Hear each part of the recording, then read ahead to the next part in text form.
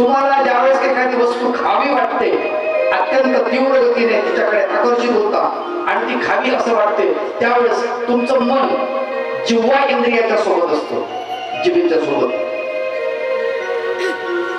जेव्हा एखादा वास तुमच्या नाकामध्ये घुसला, सुवास, आणि तो सुवास तुम्हाला तुमच्या नाकाने घ्यावा वाटतो, पुन्हा पुन्हा घ्यावा वाटतो, तेव्हा ते मन तुमच्या नाकाच्या सोबत आलेलं आहे, घ्राणेंद्रियाच्या सोबत आहे. ज्या वेळेला एखादं गाणं तुम्हाला पुन्हा पुन्हा ऐकावं वाटतं त्यावेळेस, किंवा स्तुती तुमची कुणी स्तुती केली ती तुम्हाला ऐकावी वाटते, त्यावेळेस ते इंद्रिय स्तुतीच्या सोबत, त्या कानाच्या सोबत ते मन असतं त्या ठिकाणी. ज्यावेळेस एखादं दृश्य तुम्ही पाहता, पुन्हा पुन्हा तुम्हाला बघावं वाटतं त्याच्याकडे, अपलक तुम्ही पाहता, डोळे बंद न करता तुम्ही पाहता, त्यावेळेला ते मन तुमच्या चक्षु इंद्रियाच्या ठिकाणी आलेलं असतं. असं मन सर्व इंद्रियाच्या ठिकाणी फिरतं, सर्व इंद्रियाच्या ठिकाणी. आणि म्हणून भगवंत म्हणतात इंद्रियाणाम मनश्चास्मि. सर्व इंद्रियाच्या ठिकाणी मन जसं आहे श्रेष्ठ, तसं मी आहे असं समज. भूतानाम अस्मि चेतना. सर्व प्राणी मात्रामध्ये, भूत मात्रामध्ये चेतना जी आहे, आता तुम्ही इथे बसला, तुमच्यामध्ये चेतना आहे की नाही?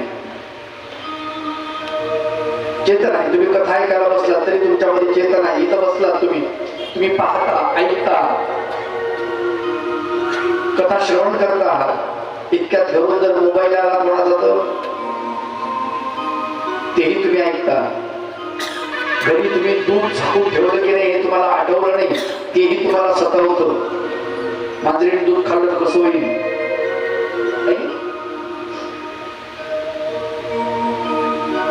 कडी लावली का नाही, येता येता कुलूप लावलं की नाही, कोणी चोट्ट घुसत घरामध्ये, मग कसं होईल? तेवढे लक्ष आहे तुमचं, आहे की नाही? ही चेतना आहे तुमच्यामध्ये. किती चेतना सचेत असते माणसाची. तुम्हाला सांगतो, तुम्ही जर समजा आरती वळायला लागली, तिथं उदबत्तीची गाडी लावलेली आहे आणि उदबत्ती सहज तुमच्या हाताला लागली, जशी टच झाली, एका सेकंदाच्या आतमध्ये तुम्ही हात ओढून घेता का? चेतना. त्याला काय म्हणतात? चेतना. कारण तुम्हाला चटका बसला, ते जास्त भाजू नये हे तुमच्या मेंदूने सांगितलं तुम्हाला, आणि तुम्ही पटकन हात बाजूला केला. चेतना. का तुम्ही पुन्हा लावता तिथे, बघू बरं कसं जळते, हळूहळू बघू थोडस, नाही, पटकन बाजूला करतो. काटा टोचला, जसा टोचला तसं पटकन पाय उचलून घेता तुम्ही. चेतना.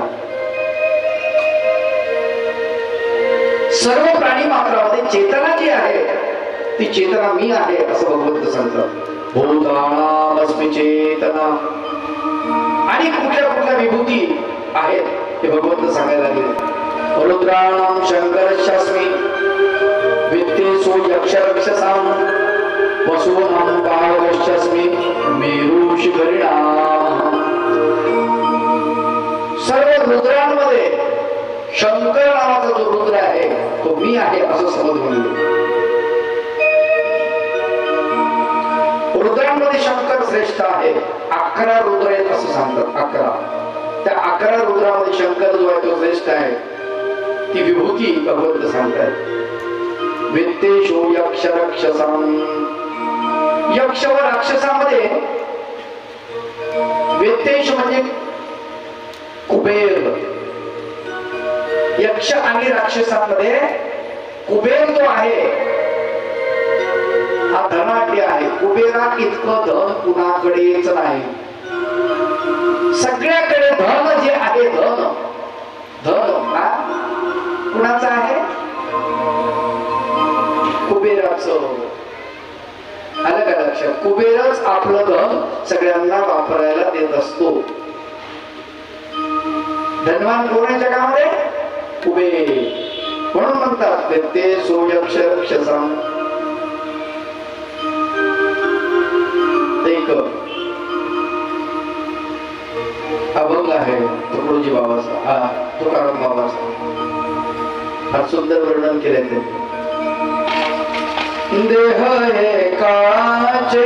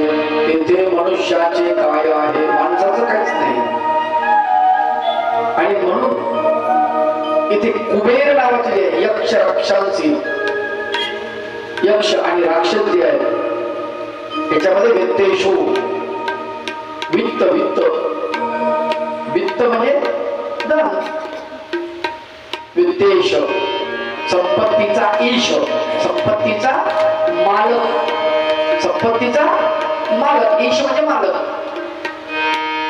रुद्राणां शंकरश्चस्मि वित्तेशो यक्ष राक्षसां वसूनां पावकश्चस्मि मेरू शिखरिणाम्. 8 वसूमध्ये पावक नावाचा जो वसू आहे, पावक ज्याला अग्नी वसू असं म्हणतात, हा अग्नी वसू जो आहे तो या वसूंमध्ये श्रेष्ठ आहे.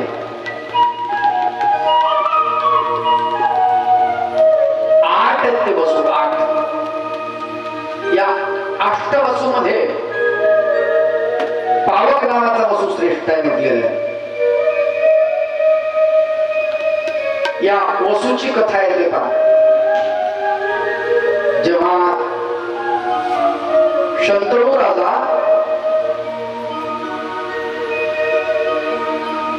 स्वर्गामध्ये जातो आणि तिथे नृत्य चालू असतो.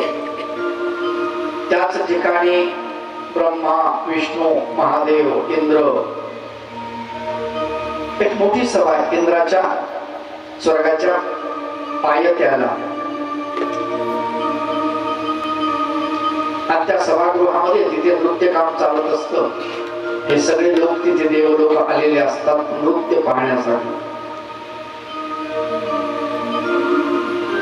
आता हे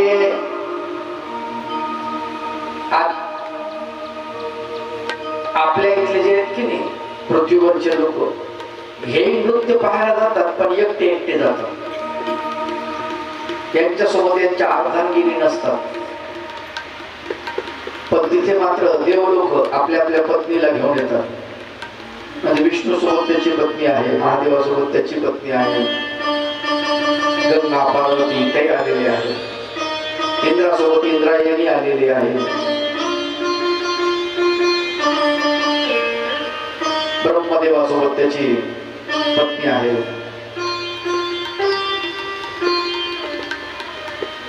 आणि ते बसलेले नृत्य पाहत आहेत. हा शंतनू राजा गेलेला आहे आणि हा नृत्य पाहतोय तिथे. आता ही गंगूबाई जी आहे ना, महादेवाची पत्नी गंगूबाई, गंगूबाई माहिती आहे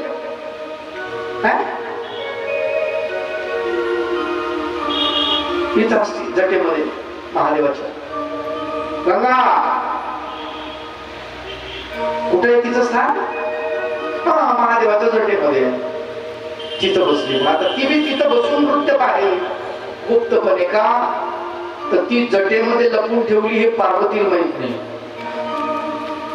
अवघड काम आहे.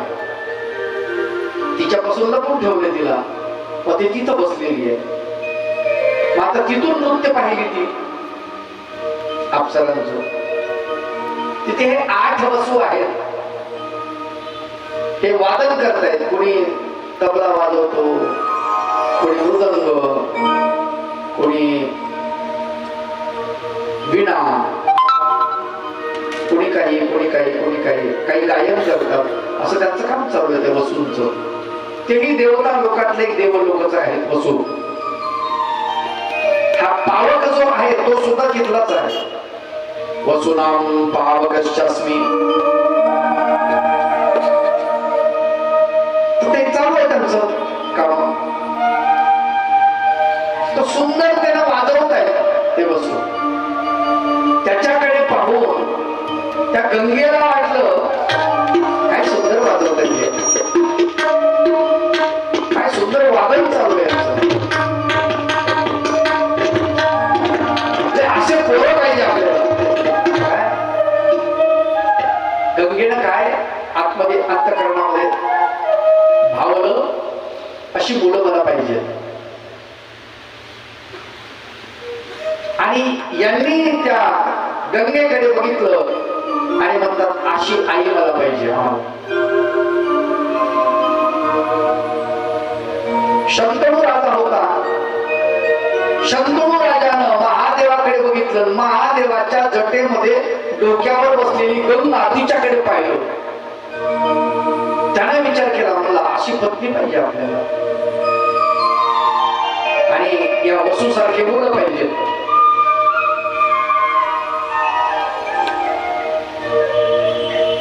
गंगेने विचार केला, अशी मुलं पाहिजेत आणि असा पती पाहिजे शंतनू सारखा. आता सगळ्यांच एकामेकाशी अंतःकरणामधून एकामेकाला केलेलं आहे. तर महादेव जाणत आहेत, ते ज्ञान आहे महादेवाला. आणि महादेव शाप देत आहेत, यद वासना तद भविष्यते, जी तुमची इच्छा आहे ते होईल. आणि म्हणून ते 8ही वसू पृथ्वीवर येतात. शंतनू राजा खाली होत येतो. शंतनू राजासोबत गंगेचं लग्न होतं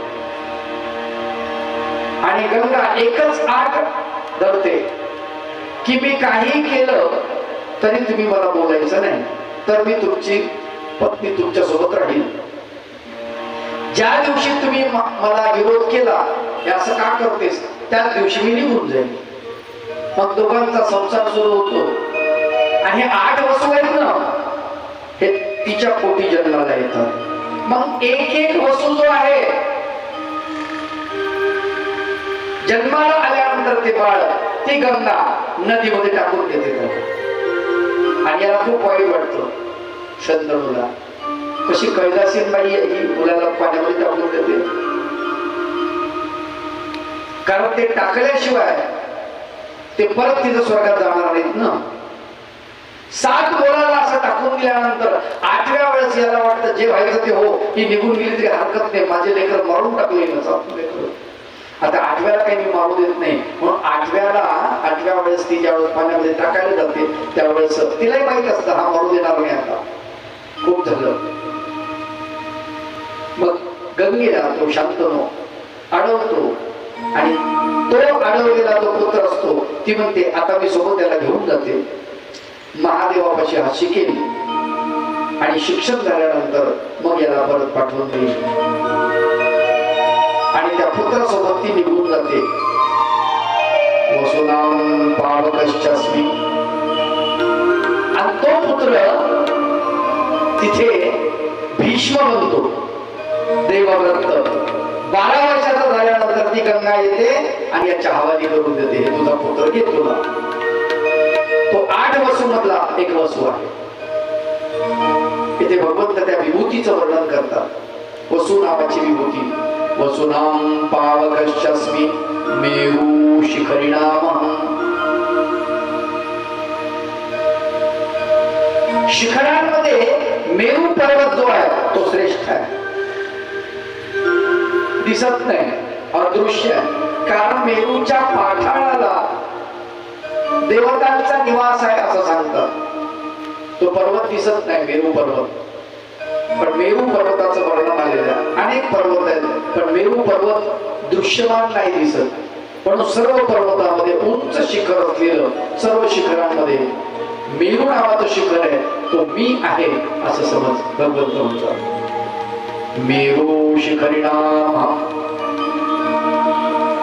पुरोदसांच मुख्यम मां विद्धि पार्थ बृहस्पतिं सेनानी नमस्कंद सरसामस्मि सागर.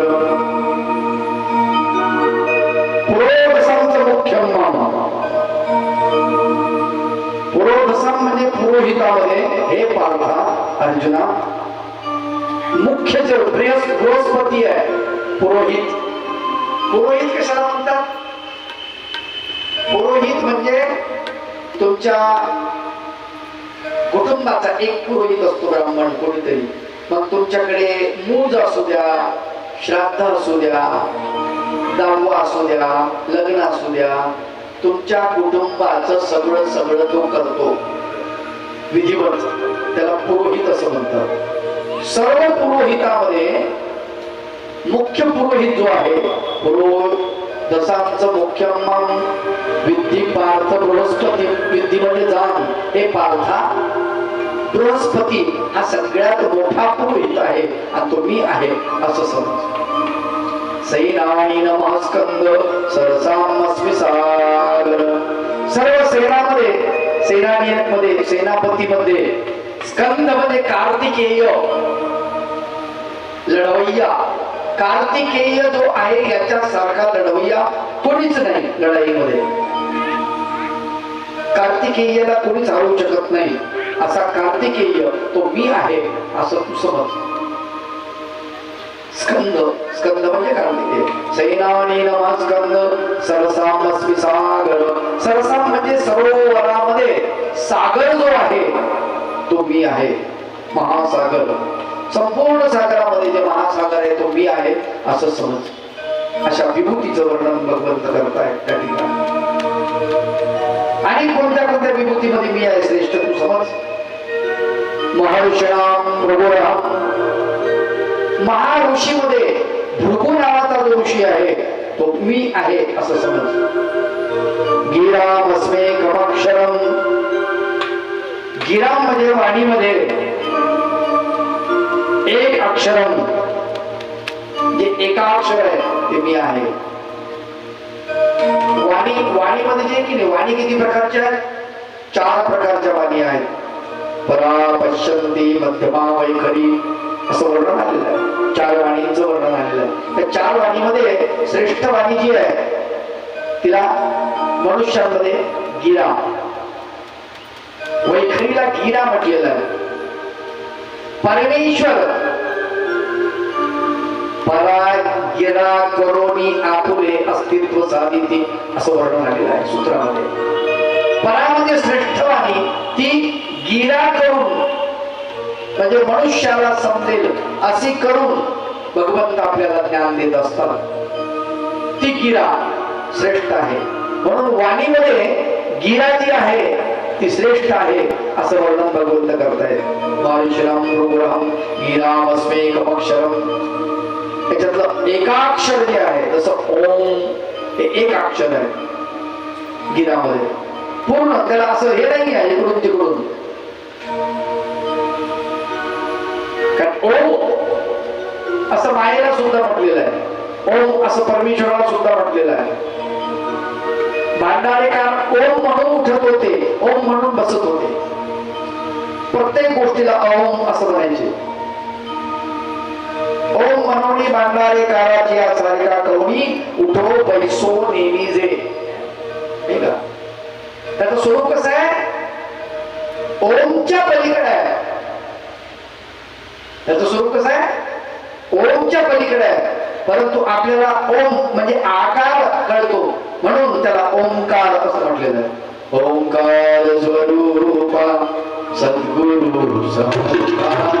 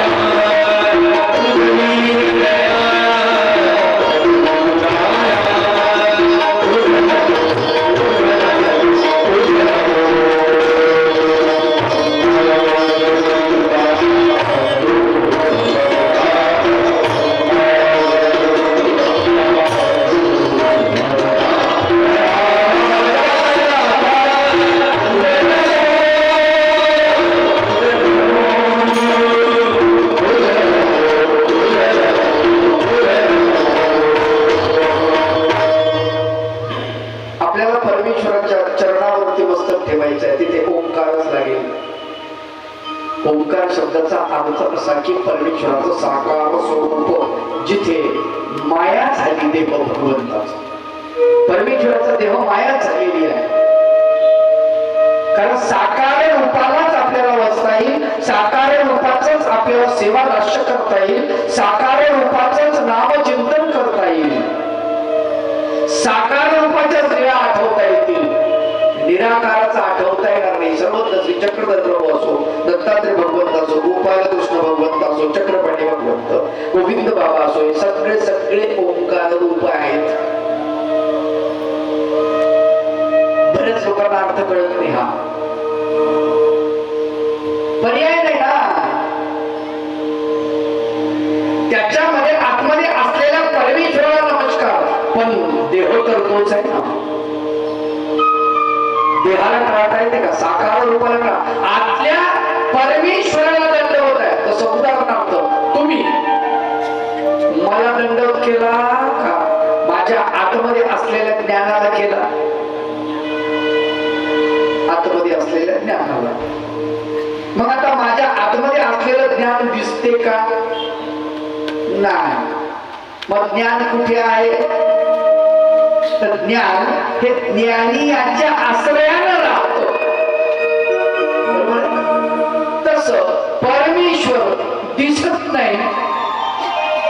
परमेश्वर मायाच्या देहाच्या मायापुराच्या आधारानं प्रकट होतो, म्हणून ओंकार स्वरूप. असं कोणी असं समजू नका की हे चुकीचं आहे बाबा. अर्थ कळला पाहिजे, आपला अर्थ समजला पाहिजे.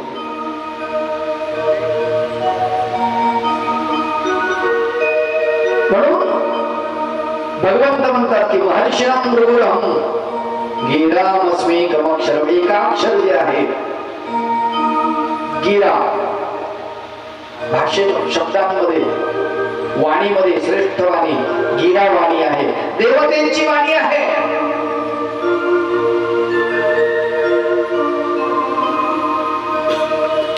सिद्धाचा ठाई पश्यंती, देवाचा ठाई मध्यमा. देवांची वाणी मध्यमा आहे, सिद्धांची वाणी पश्यंती आहे. पश्यंती म्हणजे पाहणे, डोळ्याने पाहणे. त्यांनी बघितलं की विद्येचा संचार करतात चित्त, अशी नजरानजर होते आणि नजरेच्या माध्यमातून विद्येचं दान करतात. ती वाणी बोलणंच आहे, एक प्रकारचं डोळ्याचं बोलणंच आहे ते. काटोलला गेलात का तुम्ही कधी? काटोलला चक्रधर भगवंताने विद्येचा स्वीकार केला उधळीनाथाकडून. ती पश्यंती, ती वाणी कोणती आहे?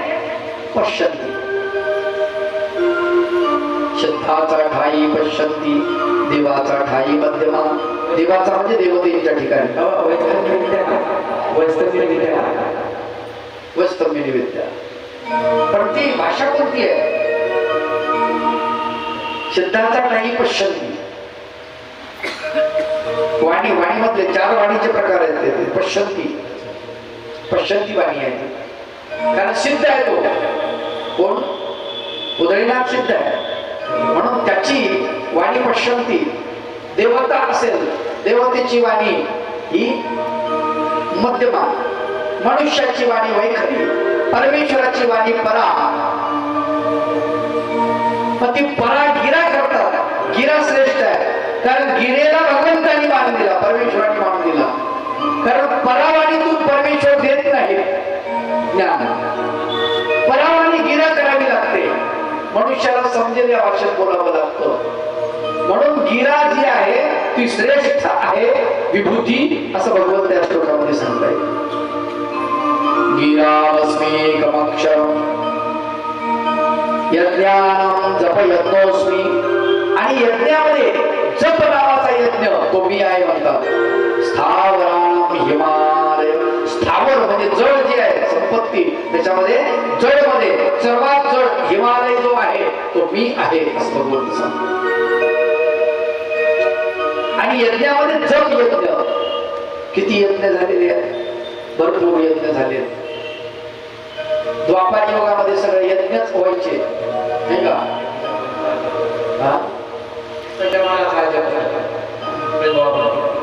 यज्ञ यज्ञ कितीतरी यज्ञ 100 यज्ञ करावे लागायचे द्वापार युगामध्ये. आणि शेवटी राजसूय यज्ञ 100वा, त्याला राजसूय यज्ञ असं म्हटलं जायचं. तर असे कितीतरी यज्ञ, मग सर्पयज्ञ, अश्वमेघ यज्ञ, नरमेघ यज्ञ असे यज्ञांचे नाव आहेत. वेगवेगळे यज्ञ आहेत. तर भगवंत सांगतात सगळ्या यज्ञामध्ये मोठा यज्ञ जो आहे ना तो जप यज्ञ. जप यज्ञ परमेश्वराचं नाम जपणे. जपणे, जपलं पाहिजे. जपलं पाहिजे शब्दाचा अर्थ काय? नाम नाम नाम नाम जपना. आणि प्राणायाम असं आहे का रे? नाही. भगवंताच्या नामाचा जप करणे. जप शब्दाचा अर्थ सारखं ते जागृत असणे, त्याला जपणे. जसं आपल्या खिशामध्ये पैसे आपण जपतो, चोरापासून सगळ्यांपासून त्याला जपतो ना. गळ्यामध्ये अंगावरती अलंकार आहे त्याला जपतो. ठीक आहे, अनेक प्रकारचे त्याची जपणूक करतो. तर तसं नामाला जपणे, भगवंताच्या नामाला जपणे. जपणे म्हणजे सांभाळणे.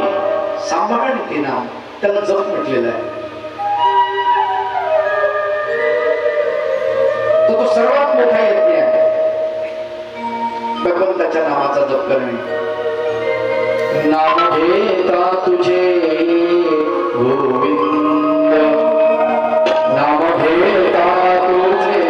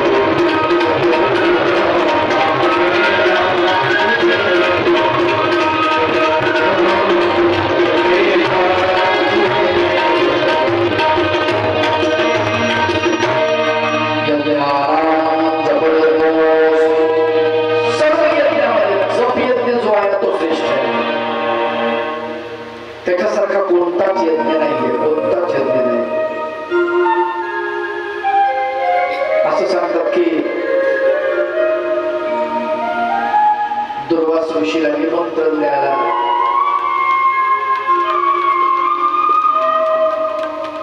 पाठवलेलं आहे.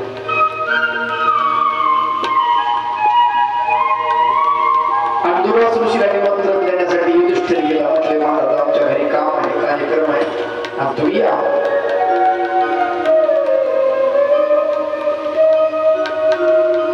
त्यामुळे मी भलत्या माणसाच्या घरी जात नाही. ज्याने 1000 यज्ञ केले, किती 1000 यज्ञ केले, त्यांच्याच घरचं अन्न मी खातो, भलत्याच्या घरचं अन्न खात नाही. म्हणजे याचा अर्थ सात्विक माणूस पाहिजे. कोणाच्या घरचं अन्न खाल्ले का म्हणे नाही. आता याने काही यज्ञ केले नव्हते, 1000 यज्ञ. याच्या बापानं 100 यज्ञ केले, तर 99 केले, एक राहिला होता. वापस आला.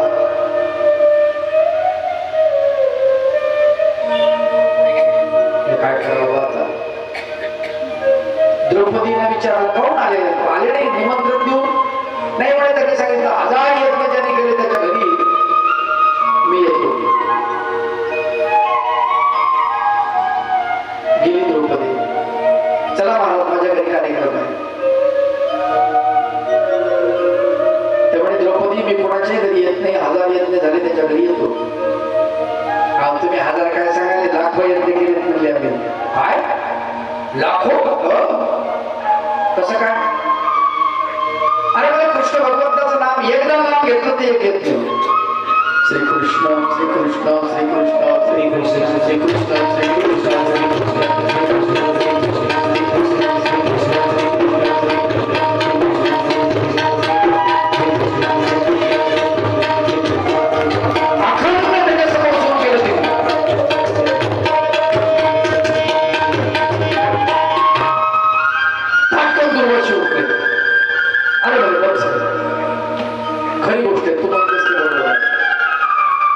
कृष्ण नामामध्ये एका नामामध्ये एक यज्ञ होतो म्हटले.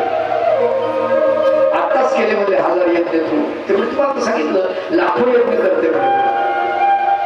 कृष्णाला आम्ही विसरतच नाही. चला यज्ञानं जपयज्ञोस्मी, जप नावाचा यज्ञ सगळ्यात मोठा आहे, सर्वात मोठा. त्याच्यासारखा कुठलंच यज्ञ नाही.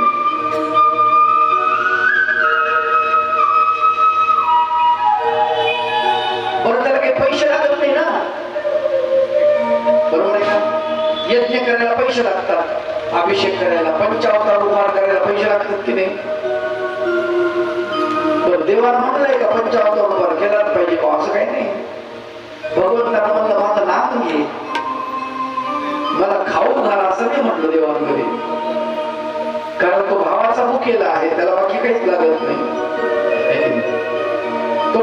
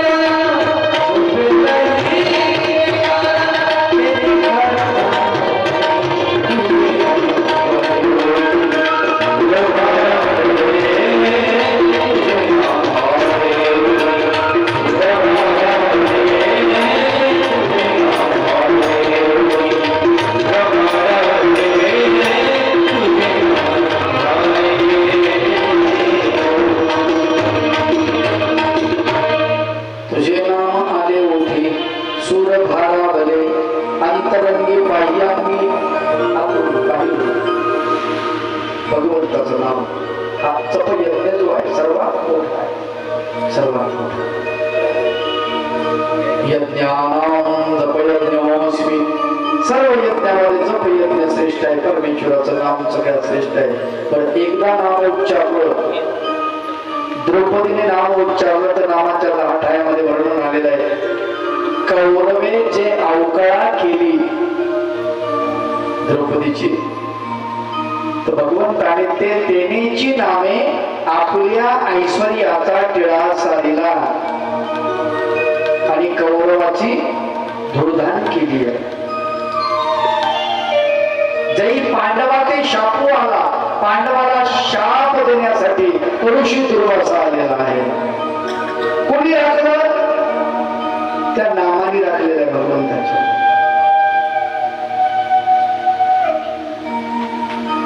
मध्यरात्रीचे वेळ, मध्यरात्रीच्या टायमाला तो भिक्षा मागतोय दुर्वास ऋषी.